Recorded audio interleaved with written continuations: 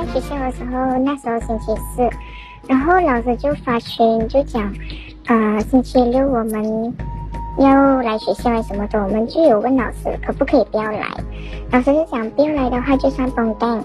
然后去到那边的时候，我们也不懂什么事情，我们就以为是大学展那种。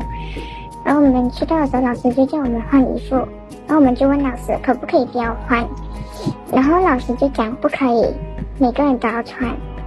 一换完过后，我们就进到礼堂里面的时候，就看到他的那个国政的那个人在那边。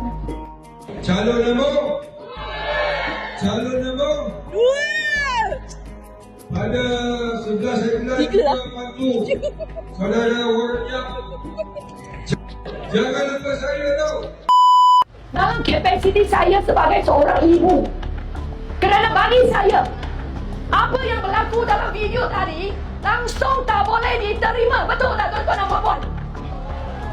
Bagaimana kita boleh terima bahawa anak-anak kita, apabila kita hantar mereka pergi ke sekolah, kita hantar mereka pergi sana untuk belajar, betul tak? Betul tak?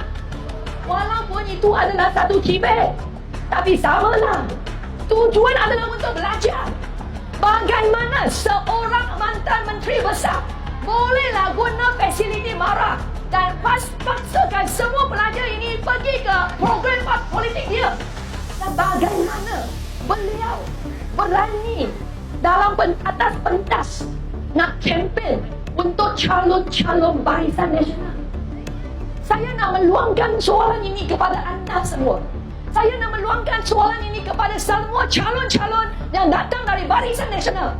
Saya nak tanya anda sebagai seorang ibu bapa, anda boleh terima tak perkara seperti ini berlaku terhadap anak anda?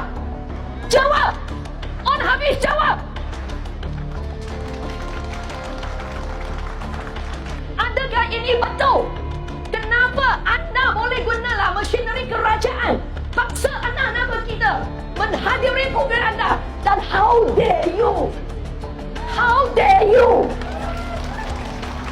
campaign for calon dari Barisan Nasional on the stage? This is so terrible. This is so terrible. I want to ask on Hafiz, is this the new politics that you can campaign for? Is this the new politics you think you can represent? Saudara-saudari, ramai yang cakap On Hafiz itu orang yang bagus. Tapi saya percaya apa yang sudah berlaku ini telah menunjukkan bahawa dia bukanlah represent apa-apa politik baru.